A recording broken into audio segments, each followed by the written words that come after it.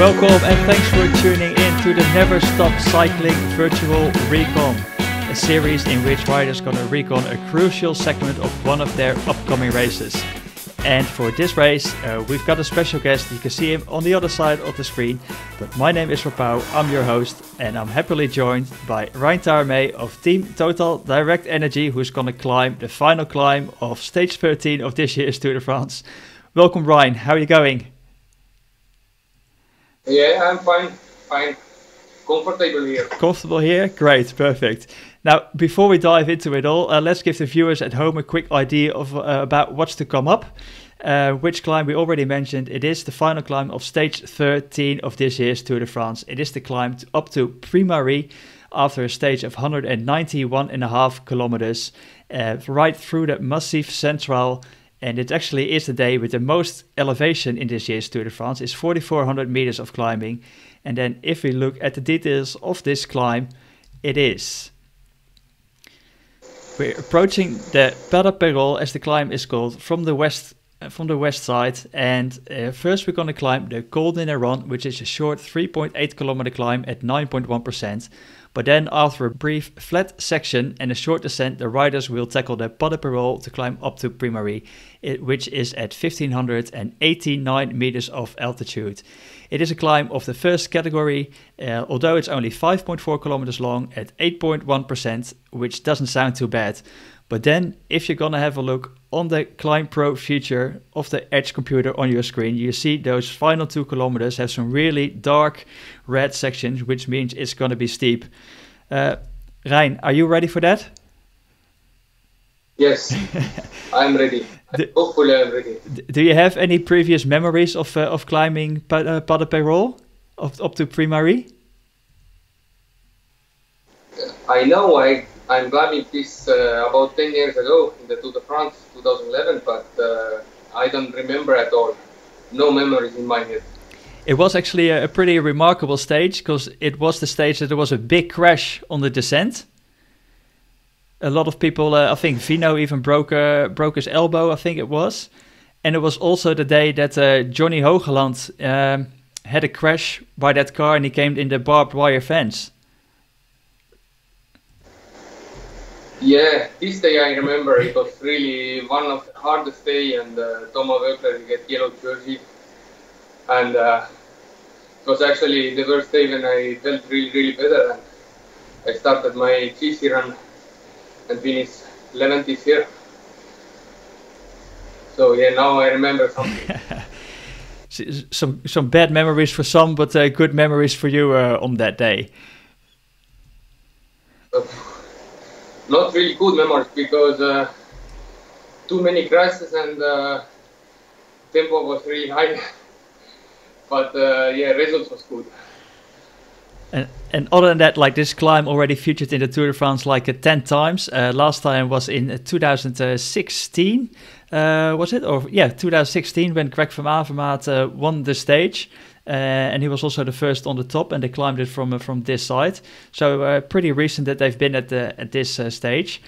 A lot of green landscape, because it's like in a volcanic park. A lot of rainfall coming in sometimes from the ocean, which makes it a bit cooler. Do you know this area well to ride in? Not really much either, because we have not many races there. Only Tour de France we passed in this area. But then now I see the screen, it's like I'm like in Africa. It's really green, like in jungle. It can be nice. And you can see maybe on the road, it seems like pretty straightforward. A lot of pine trees left and right, but it's almost like a straight. Does that make a difference for you, whether it is like a lot of switchbacks or a climb is straight? Do you have like a preference for that? It's always better with the turns, because you don't see really far in the front. Because if you see that the climb is long and you suffer or you not suffer, it makes it harder for your morale. Because you see that it's never ending. But if there is corners, you say, okay, until to the next corner, until to the next. So it's harder like that. Depends, maybe if you're in the break, does it make it then a little bit easier so they won't see you up the road? And then it's easier so you get a bit maybe morale that you know they can't see you when you're in the break? Yeah, also, yeah. If peloton don't see you, it's always better. But if they already see you, the riders start to attack and they want to catch you. So it's harder anyway like that. And is it for you like the first time that you're doing like a recon virtually? And what is the difference when you're doing it now like on the tactical trainer than when you do it like in real life? Yeah, it's really different. You are in home, it's more comfortable. It's less, at the moment there is really hot centrum of France, so, and you never know if you go make a recon ride, if it's raining or not. But this is really perfect like that. And if you do your recon ride early of the year, the nature it can really change a lot, and you don't recognize the road anymore in July, in September now. So it's really good option. I discovered this. Really nice. So maybe you can do more of them now. There's still maybe a little bit of time because we're recording this on the Friday 21st of August. So that's a week out from the Tour de France. You probably need to do a bit of a taper and rest up. But maybe there's time to do another recon then after this. Yeah, why not? We are in Friday today. And my dog in Librera is finished last Sunday. Afterward, I riding every day, but always in tax trainer. So I gonna continue like that. Make just tax trainer and stay home. And yeah, sure, I gonna do some recons. And the people at home can see that you're still actually on the flatter part of this climb, although the flatter part of the climb is still like around 5%, but you're just finally cruising along. What is the stuff that you look at when you're doing a recon? What do you pay special attention to? Normally, if I do recon, I go up to the climb, and first time I just ride. Not make really much attention. Then I came back down, and second time I really try to look all the corners, some holes on the side of the road, on the middle of the road, you never know. And after you try to feel where the road is hardest, where is the steepest parts, or attacking, or just in the race, you know that this hardest part you have to survive, because later on it's more easy. And yeah, with tax you feel really the slope, so it's really identical. It's first time for me, and I'm impressed. Well, let's see how impressed you still are when the really steep parts, if you're then still really smiling and happy about it all, Rein. Normally I like the steep part, so I like to get there already. Okay, perfect. Now, if you're doing like this virtual recon and you see the images, you see the footage of the road, is there already something that you can pick up from this climb just by seeing it on the screen? Yeah, I can see that it's not the best road there, so it's gonna make the game even more harder, because on that kind of road it's not perfect asphalt, and you feel at least that you push more, and it's harder like that. Otherwise, yeah, in the side I can see that in the side the road is there is some holes, and better to stay middle of the road if it's possible, because if you get flat tire here, it's finished. So better to stay in the middle. And we already said it's on stage 13, so it's already 2 weeks into the Tour de France. Does it make a difference how this stage is going to be raced? If it's going to be really more in an attack mode with a lot of, obviously, like we said, there's a lot of climbing, the most climbing in this year's Tour de France on the stage. How does that make a difference when it's 2 weeks into the race, how this stage is going to be raced? Yeah, for sure. If it's first stage, for example, for sure it's everybody goes for yellow jersey, but after 2 weeks there is so many gaps that probably there is 2 games. One for stage win, because normally peloton don't want to chase down breakaway, and a lot of attacking at the end in the breakaway, and for the leaders, for sure there is gaps, because the stage is so hard, there is no flat, small roads all day, and of course the fatigue, everybody they are tired, and at the end in the favorites, if somebody feel good, he can attack. That's it. So how far in advance do you look at the road book and start looking at the specifics of certain stages? Actually, I try to day by day. If there is some easy day, I know, okay, today is recovery day. And then if it's easy day, I try to look what is coming for the next. Because if there is some 3 easy stages, why not to do even breakaway in the flat? But I'm chaser of the stages, so if there is flat and next day is hard, in the flat for sure it's easy stage than possible, and next day full gas for stage. So this is my day, hopefully. So you already marked stage 13 on your calendar, say like, okay, this is going to be a day for me, a lot of climbing, further into the race, definitely going to be a stage for the breakaway and not for the GC riders, according to you. Yeah, it seems like that.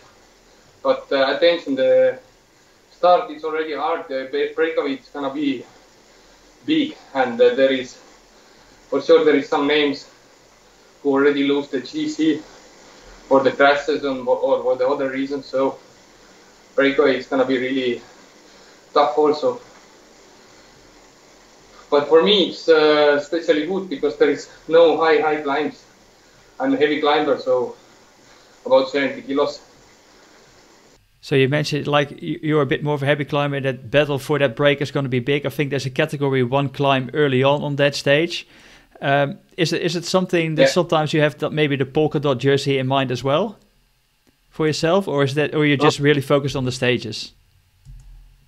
I never think about before the race, because normally polka dot, if you have good legs and you're gonna do many breakaways, you can see after few breakaway days if it's possible or not, but not a special target for this, because sometimes you chase the points but you lose maybe some stage for this. But yeah, for the start, in my team and me, we have stage in the mind, so after what we have more, it's only the bonus. And in the meantime, you cross that bridge, and then you can see like there's a sort of turn to the left, and this is where the real heavy part of the climb is actually starting. You see the percentage is kicking up. Yeah, I see and I feel. It's only also I see also that the road is better here. So. And you can see it's only to do this Recon. Only 2 kilometers of climbing left, but the average slope that you're going to climb is 13.2%. So it's definitely going to be a bit heavier now, and we can see it on your face and in the gearing as well. Yeah, you can see I suffer. And here beam with 250 watts, so in the race you go about 400, but still we need even change the gears. There I'm 420 watts and 70 RPM, so you need a lot of more. Yeah, yeah. Important to ask the mechanic change the gears. Smaller in the front, bigger in the back. Do you already have an idea which size that you're thinking about then? I think 136 in the front and 32 in the back. You're safe. You come in the front or in the back, it is you're safe. And you already mentioned that you know sort of like your power. What do you look at on your Garmin on the screen during a climb? Do you have with the Climb Pro Future? Do you use the profile of the climb, or do you look at the and what else do you look at? The power, heart rate. What do you look at?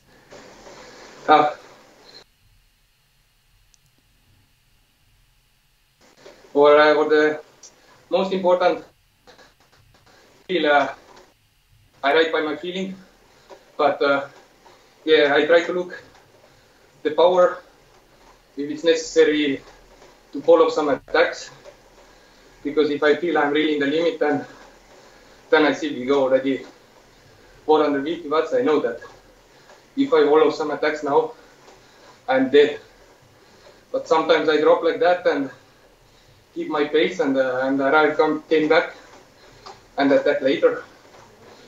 But in Garmin we have option Climb Pro. This is really good tool, because you can see really how many kilometers you have to left climbing and how steep is the actual grade and the grade for the next kilometer. And then you can do also some calculation that if you put hammer down now, but next kilometer, for example, is 15%, you know that you have to be really, really strong to survive this. You're actually now at the steepest part. You passed the 16.4%. Yeah. You can see it cool that to see that you have to get out of the saddle for it as well. Exactly. I used to be 5 RPM, so feel like power training, and in the saddle is hard. Do you already? Is there like a certain type of rider in the peloton that comes to mind for you immediately to think of, like which would suit this climb? Yes, of course. The last part it's more for light climbers, like H Brothers, Quintana. They are light and powerful, so. But there, when it's straight, when it's steep, it's better for the light boys. 55, 60 kilos. So, but this is the beauty of the cycling. There is something for everybody. Worst part is more like the riders like Dumoulin, because he's good time trialist and it's not so steep and you need more power. So, something for everybody here. You can already see there's some names written on the road actually on the video, which is pretty cool to see. Maybe from the last time the tour passed, but I only see the wrong names. It's Bardet and Pinot on there, I think, and Vichot. There's no Taaramäe on there. Yeah, maybe for next year if I have to be in the States. Is that something that you actually see? If your name would be written on the road, would you then actually be able to see it while you're suffering and riding up that climb? Yeah, of course. You go so slowly that you can see a lot of things. And you can hear the people's. You can hear the bad voices and good voices. You can hear everything almost. Because the speed is. Now I'm 9 in the race. You go 13, 12, so you run faster. Does that give you a lot of motivation when you hear fans on side of the road? And could that be a difference maybe this year if there's going to be less people on the road? How does that going to affect? Yes, it's even more motivation. Yeah, I have only one experience in the Tour de France, and I'm really on my own in the front in the climbs, and it's give really motivation because there's a lot of people there who support you, and other races you don't know this. But this year, yeah, there is less people, so. But I don't think so that the roads are empty like now on the screen. Sure, there is still enough supporters. So if you would be in the break on this stage, what type of gap do you think you would need for these final 2 kilometers, like on chasers, say, coming from the peloton, to be able to make it to the line? It's about 3 km, this hard part. I think 1 minute 30 it can be enough if you have good legs. If you are medium, not really good, you need to do 2:30. Because in these slopes you can easily lose 45 seconds per kilometer. So yeah, 2 minutes at least. And would you prefer at this point on the stage, would you then still prefer to have like a companion to work with, or you rather by this stage now be solo? I can imagine you don't want to be with Alaphilippe right now in the break, maybe.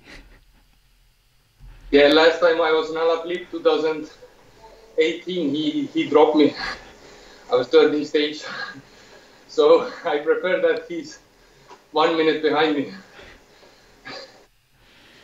Alone, it's always better because you know there is 2-3 Ks to go, and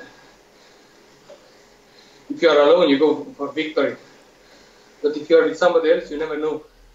You give everything, but the other is stronger than you in the sprint, and that's it.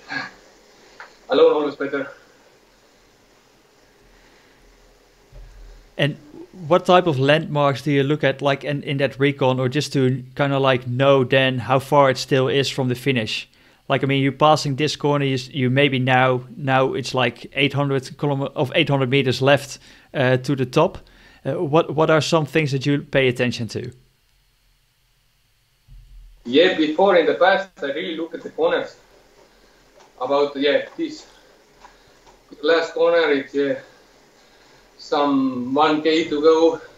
Another corner is like that. But now with the Climb Pro, you know exactly where is the line, how much you have to go. The technical support is make big evolution. 10 years ago we had almost nothing, but now you have all the information in your Garmin menu. So it's more easy anyway. And if you now look, because if you're in full gas mode, you can't remember everything. And if you now see like this road, like that final stretch to the top is sort of like wide open. I think you could even see a bit of the trees were moving like on the side of the road. What is the effect of the wind here on that final bit? If it's in the left, it's okay. But in the right side, yeah, it can be cycling easily. It's open. But in this kind of slopes, it doesn't matter really much. It's depend more on the legs. So. And would you prefer, maybe we see the road is a bit wet here. I think it's an area where there's often quite a bit of rain. Would you prefer then a bit of rain at this stage of the stage, or would you prefer it hot conditions? What are your preferred conditions for a stage like this? If it's raining, it's more casino, because so this kind of road, it's more slippery. The small rocks, put it in the road like that. It's also for that. Last time in 2011, there was a lot of crashes because the asphalt there was a lot of humidity, like in the screen now. So it's more casino if it's wet. But if there is casino, you can win a lot. You can lose also a lot. But great call. Some hills, other he crashed out, and you have just luck, and you can win for this. And if you now look ahead, you can already sort of like see your 400 meters from the top. You can sort of like see the end of the climb. And on the screen like this, it looks kind of flat almost, but it's still around 12-13%, as you can feel on the trainer. Does it give you any motivation when you can already see the finish line to push even harder to that final bit? Of course, yeah. If you see that it's 1-2 kilometers to the finish, it's not give you really much motivation. But like that, 300 meters to go, it's give extra power. You know, after it's end, it's finished. Coca-Cola in the after finish line, so it's give extra motivation. What can you still get your power if you climb at 400 watts and you see that finish line? What can you get your power still up to on the stage, you reckon, for a final sprint if it's needed?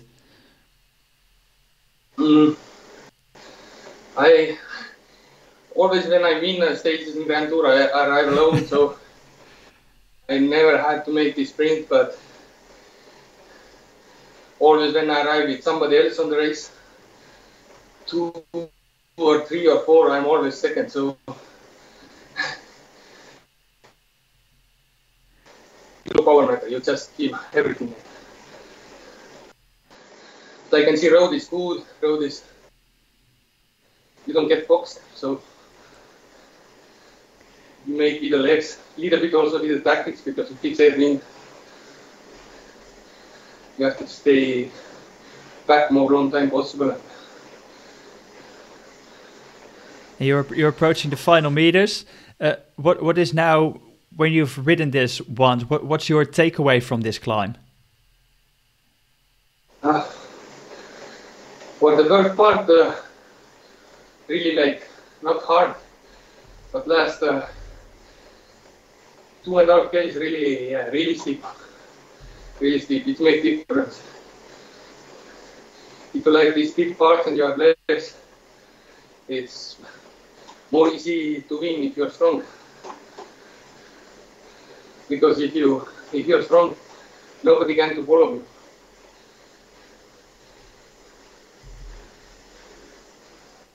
There you go. You've reached the top.